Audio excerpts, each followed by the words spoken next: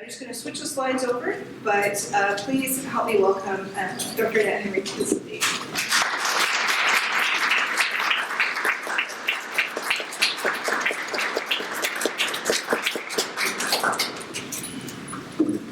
Is this okay? Is this my good slide? So welcome everybody. It's a real pleasure for me to be here today with you. I want to ask you to focus on what I'm saying and not about the people involved. In other words, I'm going to be talking about my department, and what I'm going to say is not an indictment of my department, my colleagues, but I think very often when we talk about racism, we talk about it over there, some other place, SFU, European, the States, Montreal, McGill, but never at the BC. So what I'm trying to do here is, I mean, this could be your department, it could be my department, it happens to be my department, and I want to make it clear that that I have a lot of love and respect for my colleagues. However, I do believe that UBC can be a better place than it is right now. So I just think we can agree on that. Oh, so this is good. I should have figured out how to use this before, but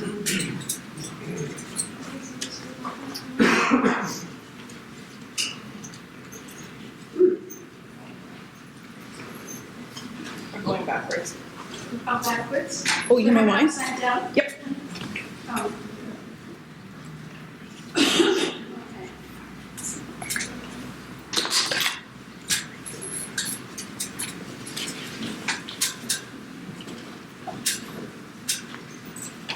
So, Sarah Ahmed says, to account for racism is to offer a different account of the world. This is kind of a messy collage. I could have worked on it a bit longer, but it would have taken me another afternoon. So, but what I'm trying to show here is that the recent events in this university. Well, Racism and Sexism in the University is a book that came out in 1996. Some of you may know the book about the political science affair at UBC. But I did put the president up there, former president, because for me he represents a number of things. But since I've been at UBC, since 2010, I've seen a dean of color, a director of color, a department head of color, and the president resign before their time. So I think we can think about those things. Also, I wanted to put up this, it's not a regular photograph, it was taken about 5 in the evening, a Black Lives Matter poster that was put on the office of the president on November 27th. And the UBC students of color have been very, very active in terms of addressing issues of alienation in this university.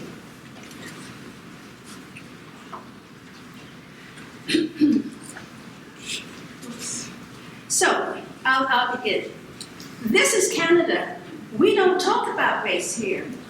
This was the response of the facilitator to my mention of race during a conflict resolution workshop for new department heads at UBC. She might have thought I was American because I had recently returned to Canada from the United States, and I had given some examples from my American experience. We don't talk about race, but as Francis Henry and colleagues write, systemic racism is a normative aspect of Canadian ways of doing things and deeply entrenched within university culture. Having lived in Canada from 1965 to 1992 in Ontario, and now in British Columbia since 2010, I'm aware firsthand of the ways that race and racialization play out in Canadian contexts. However, I've been disappointed, but not surprised, at the lack of engagement with race at this institution almost 20 years after my return to Canada. Regardless of the facilitator's beliefs, research suggests, as David Gilbourne writes, that far from being immune from the wider forces that create and sustain race inequalities in society, institutions of higher education are especially prone to reproducing those inequalities beneath a facade of meritocracy and colorblindness. Speaking of colorblindness, my glasses are so filthy I can't see it. Thank God I rehearsed this. I know what I'm saying. Gerald Wing Sue notes that the research on race shows that white people experience themselves as good, moral, and decent human beings who would never intentionally hurt or discriminate against others. Indeed, I'm interested in how academic colleagues whom I find affable and intelligent and who espouse ideals of social justice seem to have little, if any, consciousness of the ways their attitudes and behaviors are interpreted as racist by people of color, or how the system of white supremacy performs its work. In this talk, I reflect upon my experiences as a Black woman department head from 2010 to 2013. This discussion is not intended to be an indictment of my colleagues, as I said earlier, but rather an attempt to qualitatively examine one woman's life in the context of and against the research literature. This is indeed a critical moment in Canadian research on race. Significant volumes have examined race and racialization in the university. And many of these investigations provide concrete data on a national level of institutional barriers and daily experiences that affect the lives and careers of racialized faculty and ultimately affect the entire campus population. Such research helps eradicate notions that racialized faculty members' experiences are just unfortunate incidents. We in the university are adept at patting ourselves on the back and telling ourselves what we want to hear. We're so diverse. We have more Indigenous faculty than University X or University Y. We especially welcome people minorities. The difficult and unpleasant issues remain unaddressed. What does it mean to work in an environment where we can't talk about race? But we also believe that we especially welcome applications from visible minorities. When I lived in the United States, my American friends would marvel at the required equity statement included in every job advertisement. It seemed to them to evoke the idea of Canada as this wondrous, multiculturally harmonious place without discrimination. So I chose this epithet title because every one of my job applications, from interview through negotiation and beyond, at some point was embroiled in race and racialization. I'm not going to talk really about the theoretical aspects too much here, but I just want to kind of let you know that I'm drawing from, this is an autoethnographic piece of work, and I'm drawing from critical race studies and Black feminisms. I do work in life history, so this is an autoethnographic piece that I'm doing here. For Black women and Black academics generally, but I could say Black women, the question how to engage critically regarding workplace events without seeming to indict our often more powerful and well-connected colleagues always lurks, often preventing us from openly writing about situations worthy of examination. The mere mention of race or racism, highly contested and controversial, incites particular responses when coming from a racialized body. We're already in tenuous positions, even when tenured. Our marginalized existence ensures that, for the most part, we keep our heads down and do our work. And that could be said for staff as well. So that could be said for racialized people in the university generally, or in the workplace. To the best of my knowledge, I am one of 2 black female full professors at UBC. I think there will be 3 shortly. When I used to go to the heads and directors meeting, there was a director in fisheries and myself, and that's with a population of, at that time, 4,659 professors. I'm one of only a few black female full professors in faculties of education in Canada. I can count them all. Thus, I think it's important to speak up about race and gender from my perspective. As Patricia Hill Collins reminds us, black women have a unique standpoint on our oppression based on the kinds of communities in which we live, the paid and unpaid work we do, and the kinds of relationships in which we engage. So I said I'm not really going to go into theory at this time, but I realize this version doesn't have a slide with the paper I'm taking this from. So I'm taking this from a paper that was published in Race, Ethnicity, and Education, volume 18, number 3, which is, I just happen to have 100 copies here. Which if you want to read the full version, that it's there. But I also wanted to say that when I wrote the paper, I talked about 3 different universities because I didn't want this to seem like it's a UBC phenomenon. It is not. Systemic racism is everywhere. So I talked about 3 universities. And so it's coming out in another book called The Nuances of Blackness, to be edited by Handel Wright and Tamari Katosa, and I think Melinda Smith, and that will be just about the UBC story. So I want to talk about this notion of disconscious racism, and I think perhaps Shauna mentioned that earlier. Joyce King offers an important lens through which to view the workplace interactions that I'm going to talk about today. She theorizes disconscious racism as a tacit acceptance of the dominant white norms and privileges. It is an uncritical habit of mind that lacks any ethical judgment regarding or critique of systemic racial inequity. Disconscious racism speaks to the ways that cultural beliefs and norms contribute to othering particular groups because of this impaired consciousness. Individual acts of racism are often described as racial microaggressions. And this is a term coined by Pierce back in 1995. It's become quite popular with some theorists, critical race theorists. By contrast, the use of the term disconscious racism underscores the ways that dominant thinking obstructs critical reflection on systemic racial inequality, even by those who purport a social justice position, which will be shown.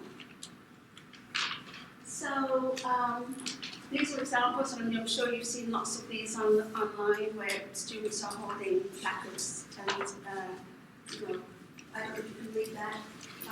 So what does your hair look like today? She said she pulled off my hat without my permission. Or another one I can think of is you don't sound black. That's another one, right? You don't sound black, and so on and so forth. You get the picture.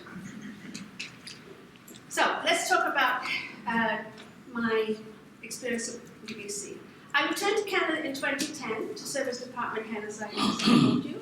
Before accepting the position, I made inquiries. I telephoned the equity office. Now, just that alone, I think, tells you something. How many people phone the equity office before they accept a position? Not too many people. So I phoned the equity office and asked whether I would be the only black administrator. The person with whom I spoke reminded me that Canada is not required to collect data based on race. Race, at the time of writing this paper, race was not mentioned in any of the university's strategic plans. That would be the general one, the international strategic plan, the intercultural strategic plan, and the Aboriginal strategic plan.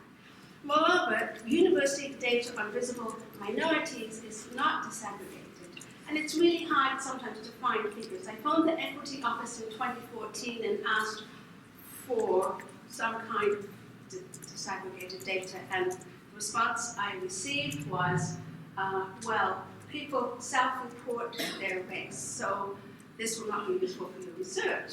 But let me decide this, right? So, and so it just becomes difficult to even know what the situation is on the campus.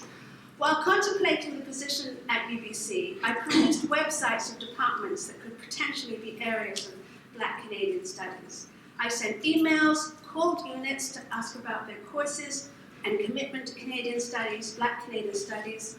I wanted to know that if I were an African Canadian student, a term that includes various ethnicities and backgrounds, would I be able to find courses of interest that addressed my realities? The responses were painfully inadequate. Most respondents stated that they would hope to include such courses in the near future.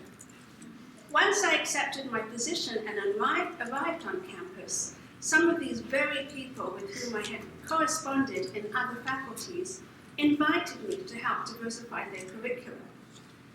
This is called cultural taxation, as Joseph and Hirschfeld write, defined as the increased expectations that faculty of color should address diversity-related departmental and institutional affairs. As I've written elsewhere, Black women professionals know too well how their race, gender, and class backgrounds have structured them historically in the workplace to, this is a quote from Bell Hooks, to clean up everyone else's mess. Black women educators, once hired, are often expected to do the hands-on work, the less intellectual work, and the diversity work. While pondering my position, or future position, I heard a troubling comment comparing the University of British Columbia and Simon Fraser University. SFU does Black, UBC does Asian.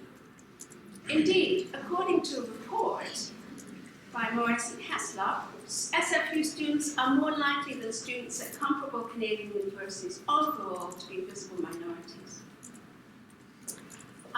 There's a lot of language in there, comparable, I don't know. However, I wondered how these institutions were constructed in the dominant imagination and how the historicity of this pithy saying. Do Blacks feel unwelcome at UBC? Does UBC evoke a particular history for the Black community? And I'm asking that question knowing the answer, as I would meet people in the Black community and they say, how are they treating you down there? and then after a certain point they said, yes, we know. So how do socioeconomics, geography, and institutional barriers play a role in Black students' post-secondary access? That's a big question. I accepted the position at UBC, conscious that it is a racialized white space, to quote Edouard et al., in which the historic and geographic presence of Blacks has been erased, and in which I necessarily would have to tread softly. A staff member shooing me out of an administrative office during my first week on campus was a reminder who was especially welcomed. I found myself working in an environment in which certain colleagues did not seem to care what they said in my presence. Or perhaps I should say, they seemed unaware of the messages of undesirability and inferiority that they were communicating regarding people of color. For example, one of my staff found no shame in sharing racist comments about students who were not white. I would wonder, if that's what she's saying in my presence, what is she saying in my absence?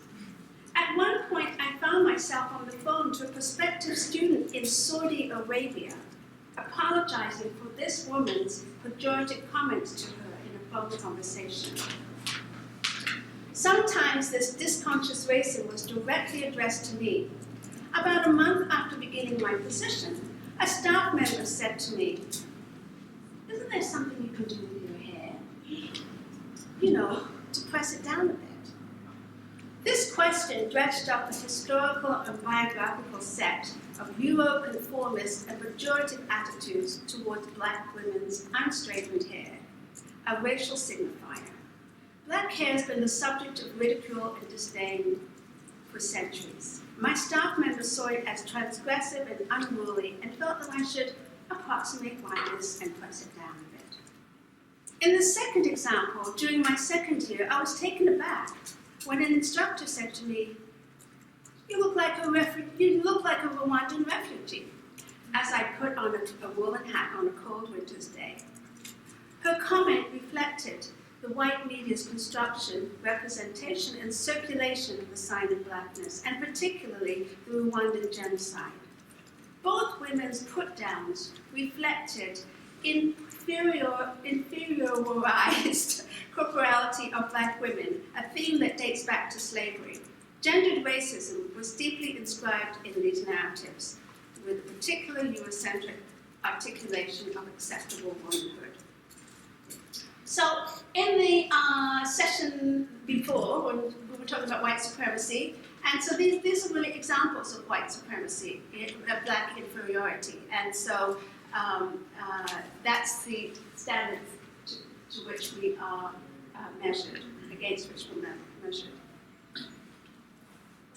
The comments of the office manager and instructor were hegemonic distortions lodged in images woven in the fabric of Western identity. This is the power of white supremacy. The social world of white normativity, as philosopher George Yancey writes, it is white meaning-making that creates the conditions under which people are always already marked as different, devious, dangerous. Toni Morrison cautioned in her Nobel lecture that oppressive language does more than represent violence. It is violence. Does more than represent the limits of knowledge. It limits knowledge. Before my departure for UBC, a Jamaican friend with department head experience said to me, "They're not going to take directions from a black woman." Indeed, I found myself confined, monitored, disciplined by peers and office staff alike. I was not always permitted to carry out the normal daily routines as department head without resistance and scrutiny, reinforcing for me that my black female body was policed. I came to understand through conversations with the 3 white male department heads in the faculty that I was heavily monitored in ways that they could not imagine. As Cantor notes, quote, "Minorities perform their jobs under public and symbolic conditions different from those of dominance," unquote. In what follows, I describe a series of events that illustrate this reality.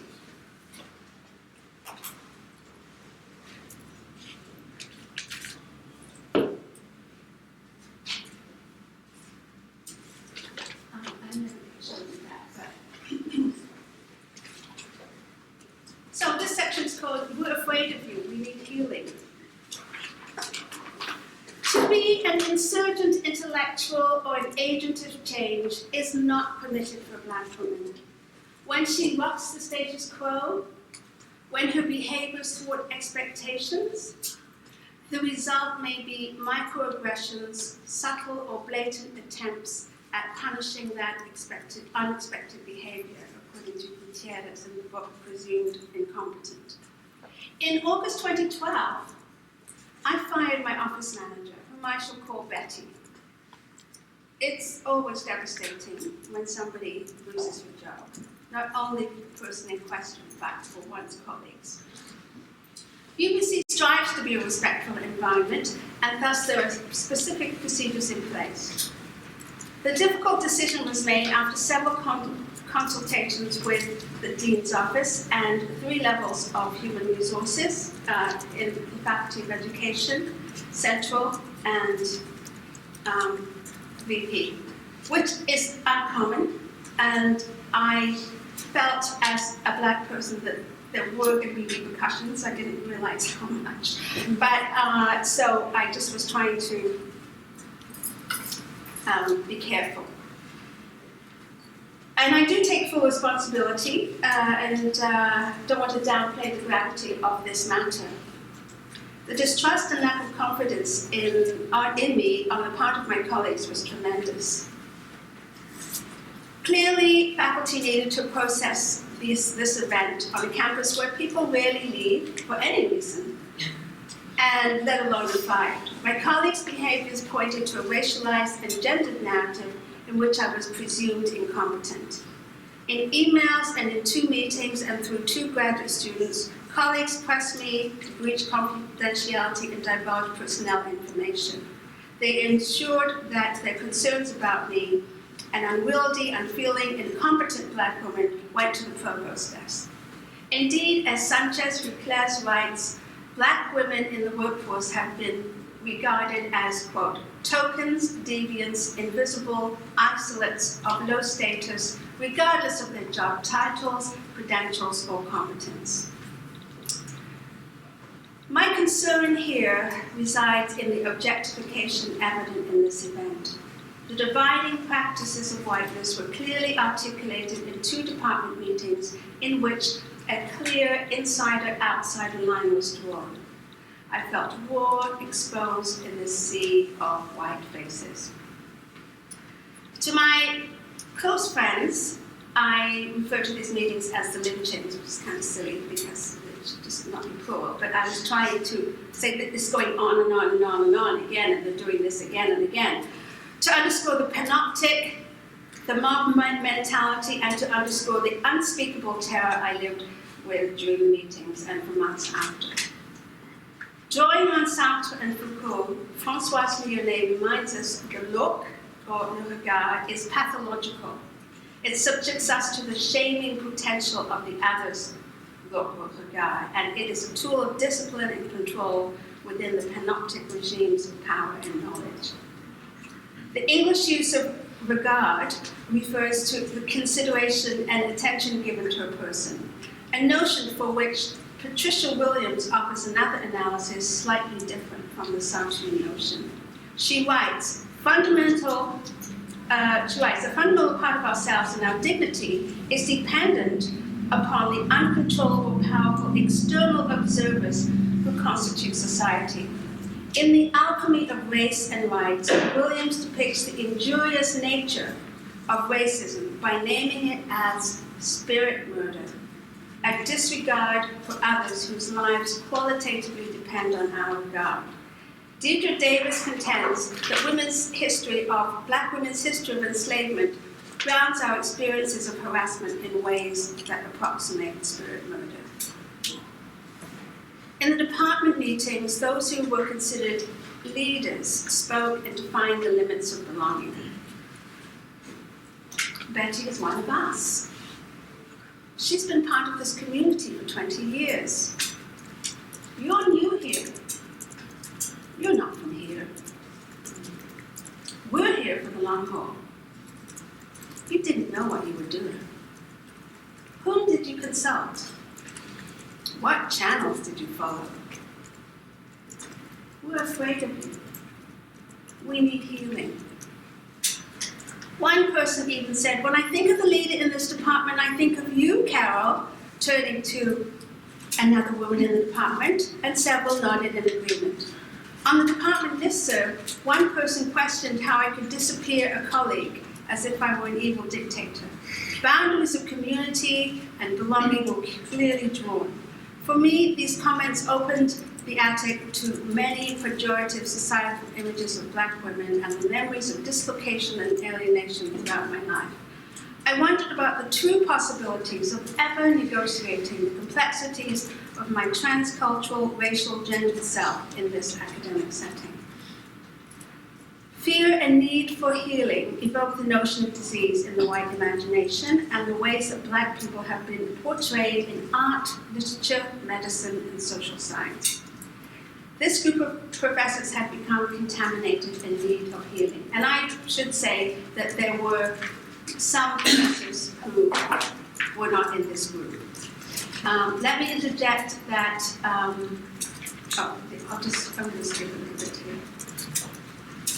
And of course you can understand there would be power relationships and junior people might not feel comfortable speaking up and so forth. 16 out of the 27 colleagues signed a letter of support on behalf of Betty. At least one member felt pressure to sign, but she did not. 2 full professors openly challenged the group and were openly silenced. So it got very messy in the department, and imagine the dynamics. The letter was sent to the Vice President of Human Resources, and in essence was an indictment of my leadership, and as mentioned, someone made sure that the Provost was aware of this out-of-control black woman department head. As an African-Canadian woman, I frequently experienced an outsider-within status, and I'm quite comfortable with that, quite frankly. A state of belonging yet not belonging that Patricia Hill Collins has theorized as integral to a black feminist epistemology. Caribbean Canadian novelist Dion Brand more actually describes this state as alienation and unbelonging. Am I reading too fast? No. As a black woman through experience, I've come to know that often people challenge my semblance of authority, any semblance of authority I might possess. Most disturbing is the impossibility of any dialogue around race or gendered racism regarding this issue, especially with people who believe in social justice. My colleagues, when I say my colleagues, I'm talking about them as a bloc, but they weren't really a bloc. There were some people who were not in this group. My colleagues espoused a unidirectional, hierarchical view of power. This issue was seen as a socially unjust act towards a person with less power. What they could not know was that the person in question had so much power, I could not get my work done adequately. Most colleagues could not see how race and gender might play a part in this power relationship. Their analysis was simple. I was the head, I had power. Discussions of the challenges of being a black woman in department head in this setting were dismissed by most. Whom could I talk to? Just a few people, as you can imagine. Black female bodies are not as valuable as white female bodies. To quote Cheryl Harris, whiteness is the consolation prize. It does not mean that whites will win, but simply that they will not lose. So the ensuing months were marked by alienation and unbelonging. Rarely did any of the 16 enter the department office. Most refused to acknowledge my presence, and I gauged that by eye contact. I couldn't get people's eye contact. I would try and talk with them in the hallway, and they had to rush off and do something else. So others sent me emails, often reminding me to do the most trivial of tasks. The microaggressive subtext was, "You're so incompetent, we have to remind you of this."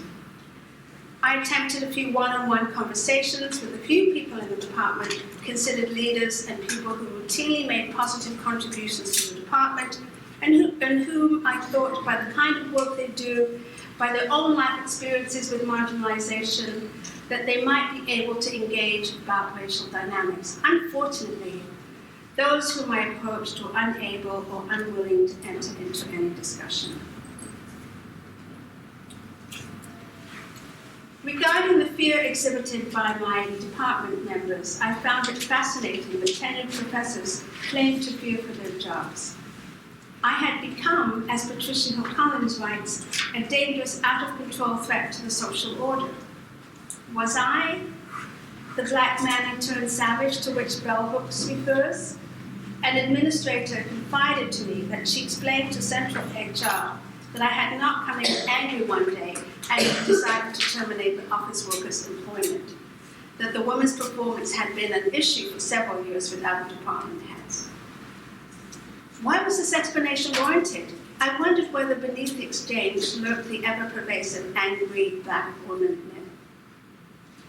Joyce King, Sylvia Winter, Catherine Lusby, and Zeus Leonardo are helpful in understanding the events described today. Winter draws upon Ethiopian anthropologist Asaron Leges' definition of liminal as the category in every society that embodies the deviant other to the normal identity of the society. Although the deviant other, the liminal person, is necessary to the structured community surrounding him, her, precisely, she represents the misrepresented and transgressive other. I was the transgressive other, not only because of my corporeality, and I can never pronounce this word, I only write it, corporeality, because of my black body, but also because my ideas and my desires to change the status quo. Indeed, because the liminal person is the conceptual antithesis, it is by reference to him or her that the structured community defines and understands itself.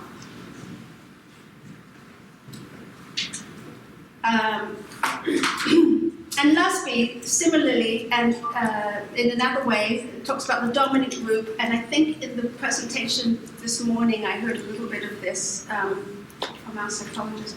The dominant group creates stock stories to remind it of its identity in relation to outgroups and provides it with a form of shared reality in which its own superior position is seen as natural. Hence, the invalidation of my leadership in general, as I carried out my daily routines, as well as the cozy in-group comments of my colleagues. Betty is one of us, you're not from here, and so forth. And of course, one of the things that happens when people have been working in a place for quite some time, they do become cozy. I was listening to Melinda Smith on the radio the other day, and she actually talked about it as the cozy country club. You know, so we get a little bit cozy, and we forget that not everybody has been working here for 20 years. My co-workers excluded me from the possibility of belonging, delegitimated my authority, presumed my incompetence, and relegated me to an infantilized, deviant other, and certainly the security risk. These examples illustrate the uncritical ways of thinking about race and gender.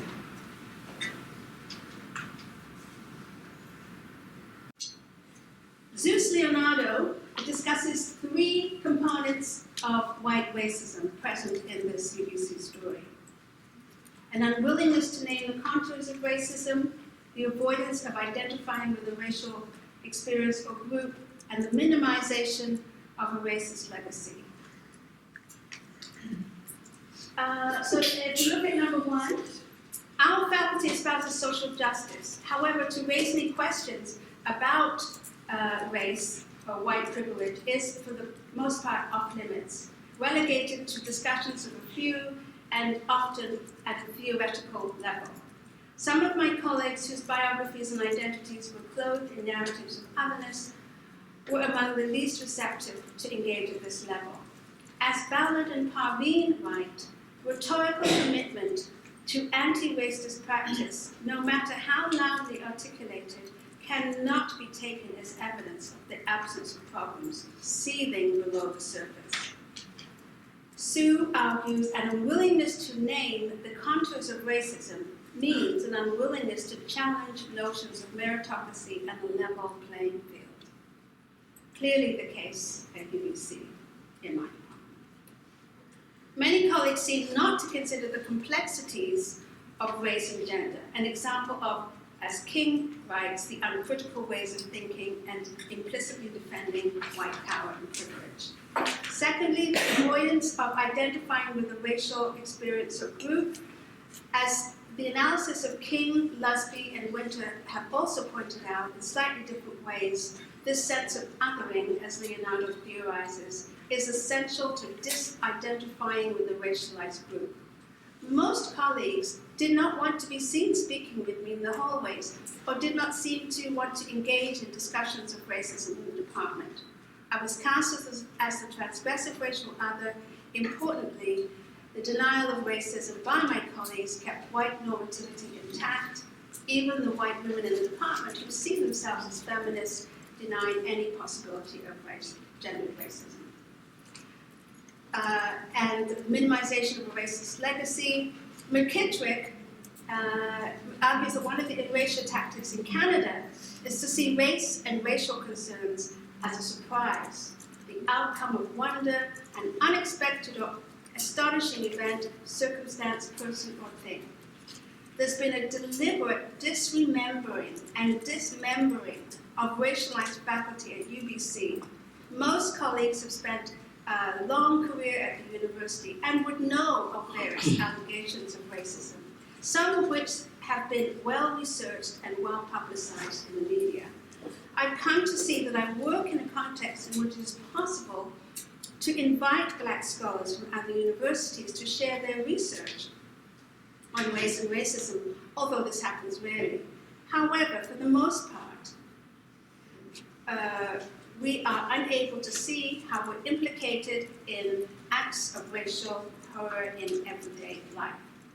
When I mention racism to the majority of my colleagues, or more difficultly, their implication in racism, or even quite simply, how they might diversify a speakers list, or a course outline, or a list for external reviewers, I was often met with silences, denials of the structures of racism on the campus, and the sense that I was making personal accusations. I even encountered tears on one occasion. When I questioned the phenomenon of all the speakers at an event being white, I was told, there aren't any people of color doing this work. And we tried to contact X, which was a black person not of the caliber of these high-profile white people. In fact, he was a student. But, we tried to contact X, he couldn't come here. Or the rebuttal, we're about social justice here. We need to stop hiding behind the discourse of social justice and tease apart issues of race, class, gender, sexuality, power, and institutional racism.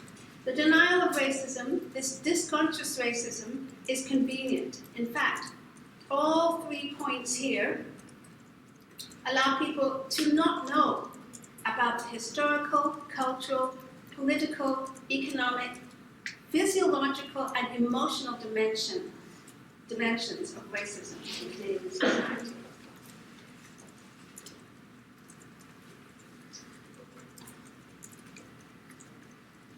I agree with Pauline Caldwell, who argues that we need to take seriously the everyday acts engaged in by black women and others to resist racism and sexism, and use these acts as a basis to develop theories designed to end race and gender subordination.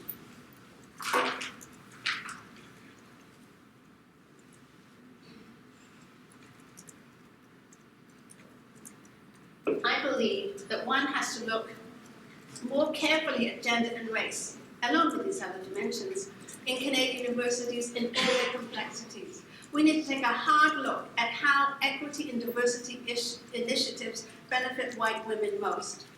I'm reminded of a paradoxical situation regarding gender at UBC in October 2012. How could I possibly participate in the Women in Leadership Forum when some of the very same white women who signed the petition were in attendance? The notion women in leadership and gender equity needed to be complicated and problematized. My principal problem was not white men at that moment, it was the white women. Discussions of race and gender depend on whose race, whose gender. How is it that a black male dean at a Canadian university was earning half the salary of his white female predecessor? So this is how we have to really think differently about race and gender. Are we willing to prize apart the fine strands of racism and sexism embedded in Canadian universities and explore their impact on the quality of life, the health and well-being, and the careers and lives of black faculty and racialized faculty generally? And again, we can talk about staff too. We need to ask ourselves, how can we make blackness visible? Because official statistics render us invisible by aggregating the data as visible minorities, thus denying the possibility of understanding the contours of the color lines. The difficulty of accessing data that document racial difference has contributed to the generalized impression that racism, as well as specific forms of subordination of black women, are not a problem in this institution. As mentioned earlier, there's an absence of race in official university documents. Even the Institute for Gender, Race, Sexuality, and Social Justice on the campus is referred to as the Social Justice Institute, or the Institute. Understandably, it's linguistically more economical to abbreviate. However, for those who dare not think about questions of racialization, race is conveniently erased. I write and teach and live in the hope of transformation. Anti-racist and critical work have to to be acts of struggle and acts of love. I believe that UBC can be better, that we can start to have meaningful discussions about gendered racism. Despite structural and institutional constraints, I believe that Black women must take difficult, transformative stances so that the current practices are not maintained. Writing this piece has been a tool for my own self-healing, and hopefully a weapon, it's nice to dream, to correct the historical record as well as a way to claim our right and dignity in the workplace and in Canadian society. As Toni Morrison writes in Playing in the Dark, my project is an effort to divert the critical gaze from the racial object to the racial subject. Thank you.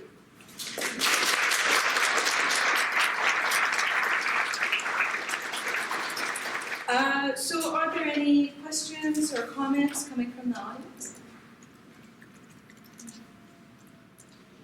I'll comment. Thank you so much. Thank you. Thank you. Thank you. Yeah. Yes. Annette, you mentioned earlier that HR was involved in the issues and that they put a firewall around information. Can you discuss that relative to, in a sense, some of these issues? Well, you know, you mean in terms of confidentiality? Yeah. Yeah. So, well, I think it's not my area of expertise, but from what I'm understanding, you know, you can't talk about people's personnel files. So I also felt that I didn't want to. On the one hand, there is the argument that you're not being very transparent. On the other hand, if you have to think about this person now, she actually is without a job. And you don't want to jeopardize her future as well. So it's very tricky. I don't know if I'm the person to really talk about that, but I certainly felt sandwiched between different. You know, I was told this is what you need to do, and we can't talk about it. I also, I mean, I always remember the provost saying that the department head is the hardest job in the university. And it is in some ways, because you have to please faculty, and you've got to please the dean's office, as you, my former dean, in a way, somebody who at least, you know from experience. So I felt very sandwiched in there. And on the one hand, I certainly understand the terror that people feel when one of their own has gone.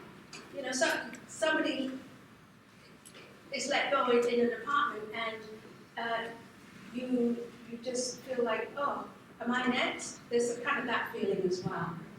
So I certainly understand that. I don't know if I'm answering your question. I was more interested in putting yourself as a victim of the firewall.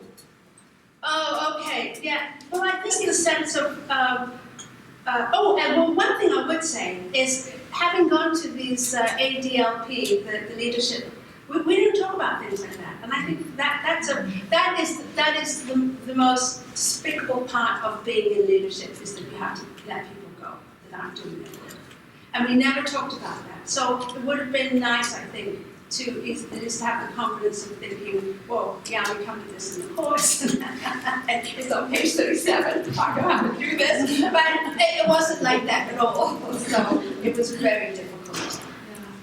And I think then sometimes what sometimes happens is that you don't always get the support you think you're going to get from higher ups, you know, so there's a lot playing out there. Question? Yeah, Annette, I want to stand so I can acknowledge what you just said, not just with my voice, but with my whole body. So thank you for that. I also want to say that, as you already said at the beginning, it's not just what happens in universities, but also in different work experiences, because you're telling my story. I can totally relate to what you're saying. At the same time, I say this knowing that this is a place of mind, which which takes out everything else, or does not consider everything else that is outside of the mind. And yet we live in these bodies, right? So the excuse that it's a place of mind is, you know what I'm trying to say. Yes. We are in these bodies. At the same time, the whole notion of we welcome visible women and minorities, and yet our experience is not that of that welcome, can be seen in the everyday business of where you from, where you from, where you from, 10 times a day for 26 years. When are you ever going to be of this place, right? So the unwelcome and the irony of all those kinds of statements that make other people seem that they're good guys, and social justice, where we can become heroes because we're helping other people to look good, and yet at the same time, we don't want to do race because it makes us look bad. All those things we have to take into consideration. So thank you so much for that.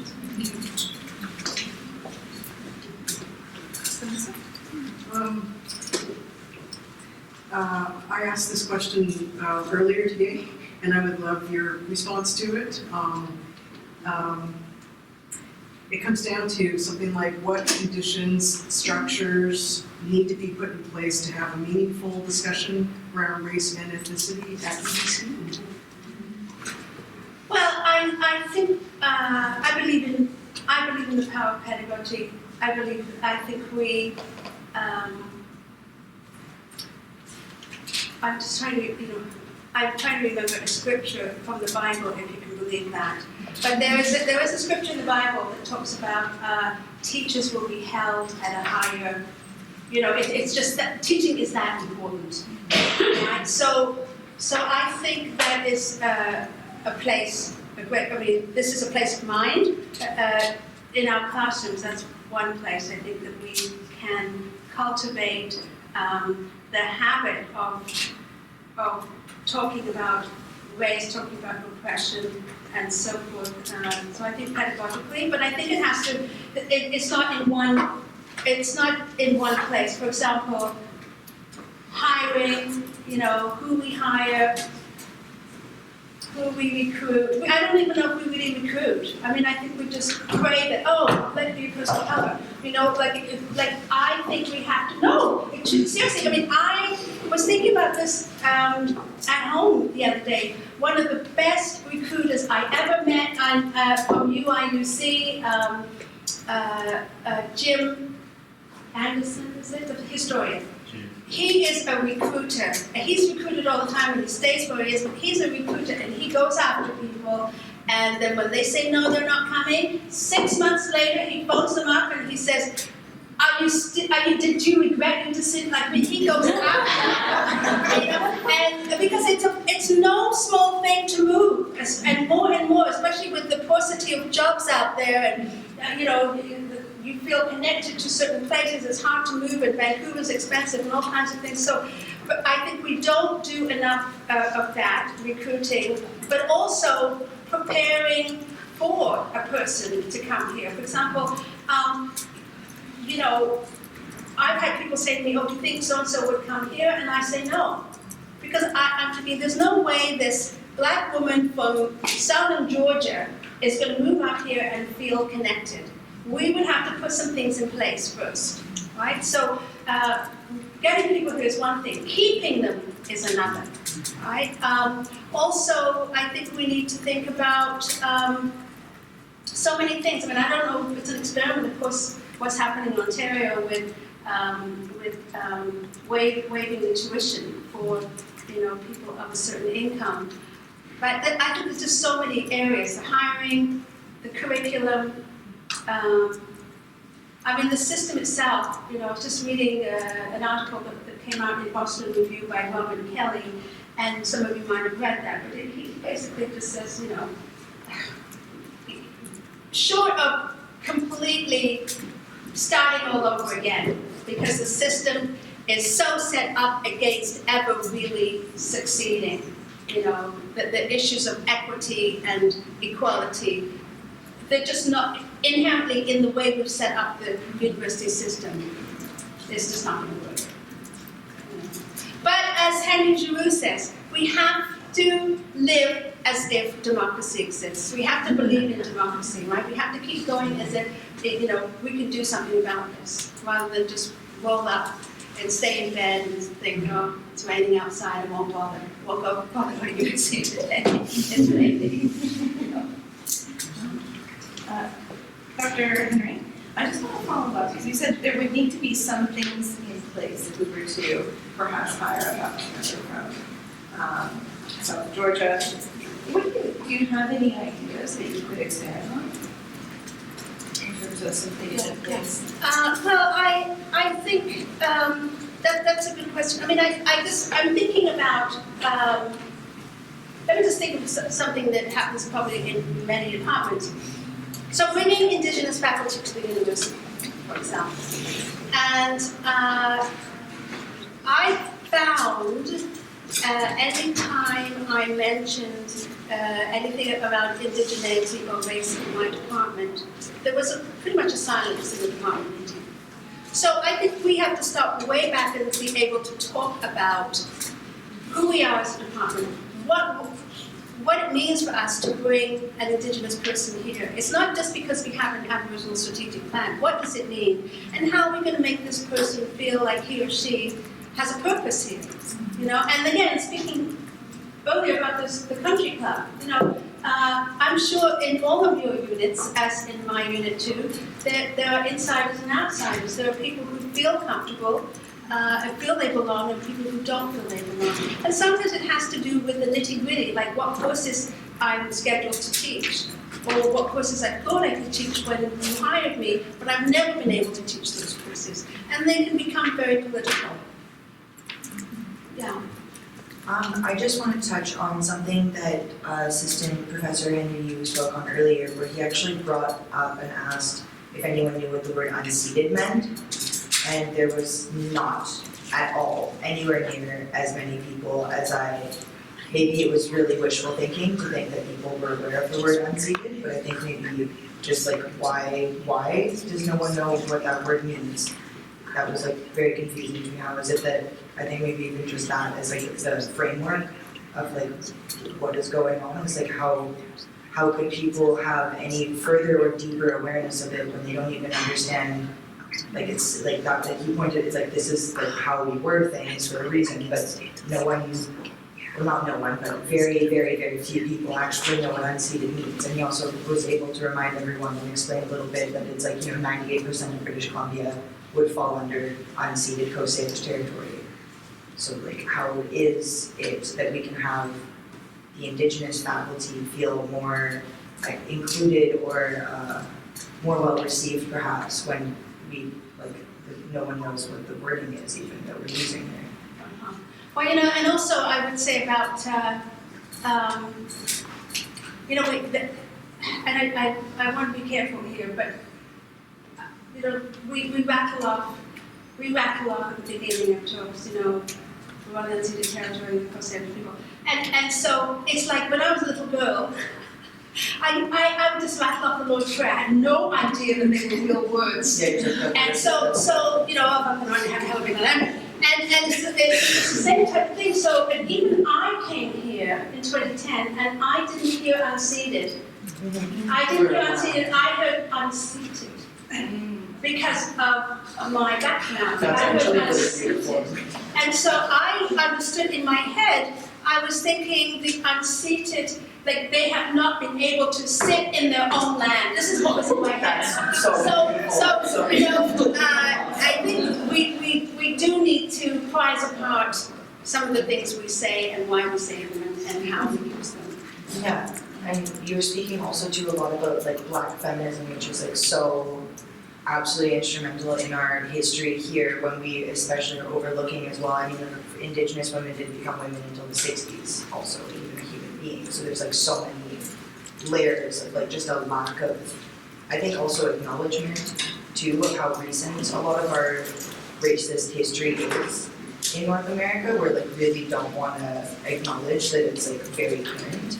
And I feel like that's something I notice in my generation among my peers is that a lot of people want it to be something that was like a couple hundred years ago and like let it go kind of thing, but it's not. And it's like so entrenched and deep in like every facet and piece of this, I don't know, like redo, reframe situation.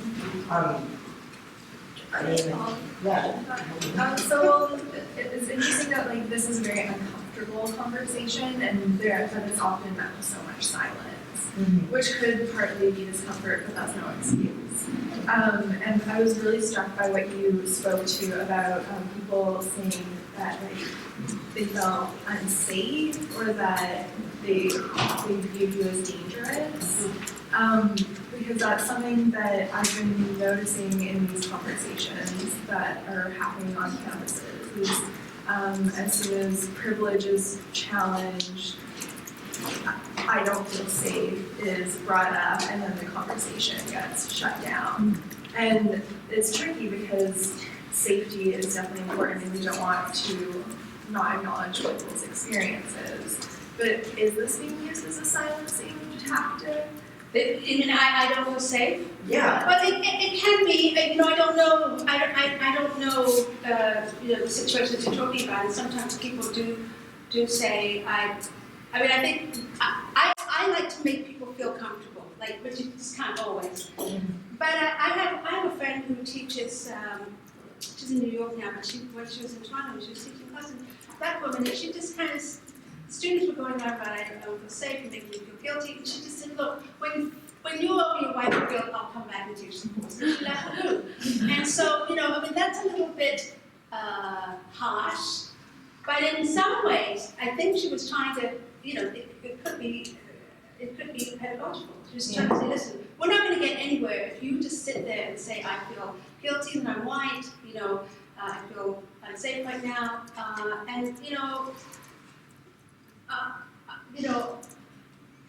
I guess sometimes when people say they don't feel safe or you just have to interrogate that a bit more. I think it's just dismissive of how unsafe you've been the whole time, and just because you're one of like so few. I don't want to be a rude person, so I don't say what I'm thinking, which is try being a black woman for 5 minutes. I appreciate but this is it. It is struggle. It is love. I remember somebody coming to speak to us when I was still working in Chicago, and one of the audience members asked her, how did your faculty get to this point in terms of social justice? And she said, we had a lot of arguing. We had 2 years of meetings and arguing and getting to the point where we agree on who we are, what we're about, what social justice means in this faculty. And so these things are hard. They're not going to be easy. The work is going to be difficult. With my department, we're doing a little bit of a revamp of a number of things like courses and so forth and mission, but I'm treading softly with them, because obviously we have this memory, but I'm hopeful that we'll get at least a little further. Question? So thanks again for sharing your story with us all today. I'm curious to know about your experience with racism from non-white people. So Vancouver is, colorful or multicultural in many ways, but I realized in my experience here at UBC that it's not just black and white or black and Native Canadian, but there are other layers in between. So can you speak to that a little bit? Yes, I can speak to it a little bit. You mean my own experiences or just what I've observed? Your own experience. Okay, that's a little bit hard for me just because I probably don't pay attention to it, but I certainly do know, and I'm thinking of a friend of mine a black guy who lives in Richmond, and he said that he bought something in the shop, like a fast food place, and the guy said, no, you're going to have to give it outside, right? So sometimes things are blatant, but you see the thing about racism, we don't always know. Let me give you an example of, it's completely different, and this is an aunt of mine, now deceased. back in Hamilton, Ontario, she went to fill out a job application. She was a practical nurse, so she went to fill out an application in the clinic, and then she gave her application to the receptionist, and she left.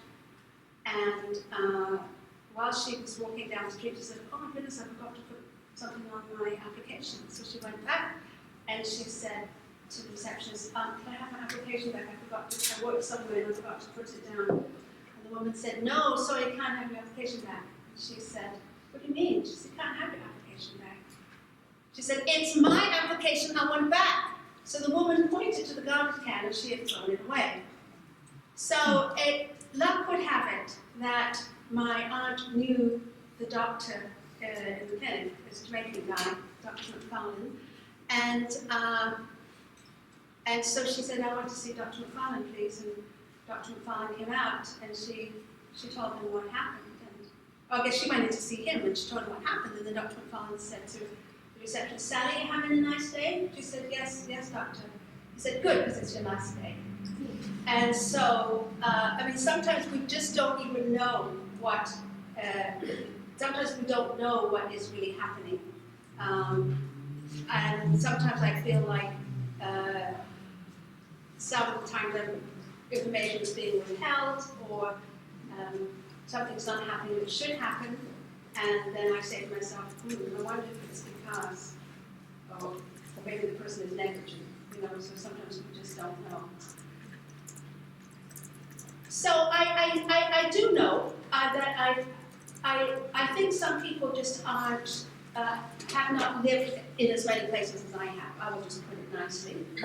So I do often feel people are really looking at me strangely and curiously. But I can't really think of incidents per se. And I'm not, one of the things that I don't want to do, but I think it's a very good question, is to set up groups against each other. So I don't want to participate in that.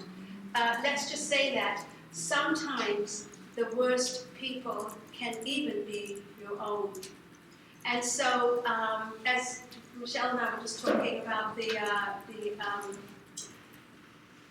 the radio interview I did with Manel Matani on the new biopic for Nina Simone, and to me, that is an example of anti-Black racism, where they take a woman that Nina Simone had. Let's just say she had very unique features as a Black woman. Everything about her, and because the 60s and the 70s, her hair, her makeup, her cornrows, her afros, and she just epitomized the struggle in the 60s. And so they take Zoe Saldana, who doesn't look nothing like Nina Simone, and they put some kind of embouchure on her, to make her look totally ugly, and then they paint her skin a weird color. She doesn't even look beautiful. And so, you say, wow, Hollywood is really giving a message here. Like, what is it? Because Zoe Saldana is more towards the Eurocentric notion of beauty. And so, why wouldn't you take, India Arie or somebody else, Viola Davis or somebody else, to be this person? And sometimes, even within the Black community, when I lived in Chicago, and I've never straightened my hair. Well, I guess I did at one point when I wanted to be like Diana Ross as a teenager. But when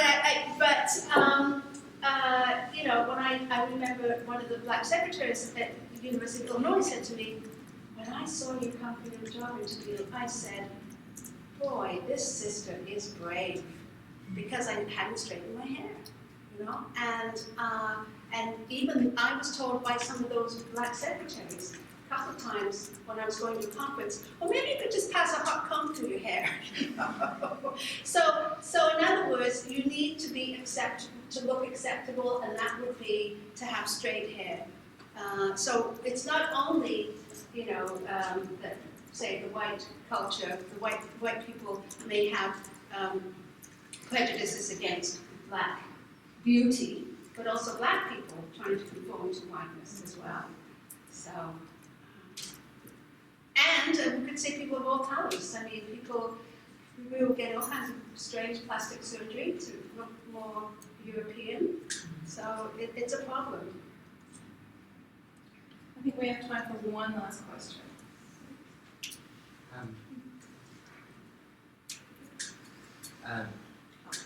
Is there one more? Maybe two. Okay, one more. Sorry. Wait, go ahead. Thanks. I'm newer to UBC. I've only been here a year, but I'm fascinated by this word process. There's lots of talk about process and due process and what that looks like, and I found that maybe some of our processes are systems, right? That can kind of repeat same things over and over, like hiring process, all of these things. So I'm wondering if you have any tips for me as a newer staff member of how to challenge process if it's not, working to widen our the people that we're including. I don't know, one of the events that our department was running the other year, we reached out and we were looking for speakers. All of the speakers were white, and we had a pretty diverse committee reaching out to those folks, but still all the names that were surfaced were looking the same. And I just said, it's not good enough. We haven't reached far enough, obviously, because there's people out there doing this work, so we haven't reached out far enough. But people said, oh, well, we did the process. Yeah, well, So, sorry to cut you off there. no, go. Exactly, and that's what people will say, oh, there's nobody doing this work. We asked so-and-so and they couldn't come. And we have to really, I think, assiduously just say no. We have to, and it takes hard work, because that means we have to inform ourselves, who else is out there? Or look at things a little differently. Like, say, for example, I remember years ago, that there was a panel on feminism, and they said, well, there's no black women doing this work, and there might have been women who they might call themselves something else. They might call themselves womanist, or another term, but they were doing some kind of work in the community. So I think you have to make a commitment. It's easy just to take the names of the people that you know. But it's a lot harder to say, okay, and also not to be tokenistic about it, right? And you also, we don't want people feeling like, oh yeah, she asked me because I'm black, I know. So, so that's really, really, important too. And it's not always easy, right? There's one more question here. Yeah. I have a question about tokenization and cultural taxation, which you called it, which I've never heard that term before, but I found it really useful to address something that I've been concerned about. I work at CITR, which is the campus community radio station, and we've been making efforts to improve equity and diversity at the station, and we're doing our very best to avoid tokenization, and we at the same time want to make sure to highlight voices of non-white, non-straight folks who are interested in making radio, but it's really hard to go about it in a way that doesn't come across from the point of view of I'm a leader there, I'm a white settler. So when I'm reaching out to folks to try to recruit, to try to get people to come and speak, I'm not sure how to go about it, short of writing the longest-winded emails you can imagine, to try to qualify our impulse and make sure that it's respectful and open, and not trying to put the burden of dealing with institutionalized racism on people who represent visual minorities, but at the same time owning the fact that we don't have all the answers because this system has replicated itself for decades. So I'm not asking you to answer that question even, it's more just a comment for this room and something that we're working on. And I wonder if you have any thoughts on it. Well, it sounds like you're doing all the right things, and I think it takes a while to change people's perceptions of things. Mm-hmm. When I was in Chicago, on our campus, in my college of education, we had a really hard time. A girlfriend and I sat down and we picked 34 names and we phoned them. She phoned 17 and I phoned 17 because we kept getting only white people applying, and we knew black people with PhDs who could do great work, could be at UIC. And we called and called and called, and we only had one person from the 34 applying. He ended up taking the job, William Watkins, but it took a while before UIC, University of Illinois Chicago, became a place that black people wanted to be, at least in education. But also, it was also across the whole campus. So it really took a while. Now it's a happening place, so to speak, in terms of black faculty looking for places to work. But it really took a lot of work. And they preferred to go to the Abbott campus. So it takes a while. You have to keep at it. Those are great words to end on, I think. Thank you so much. Please help me thank Dr. Annette Henry for coming and speaking with us today and answering questions. Thank you.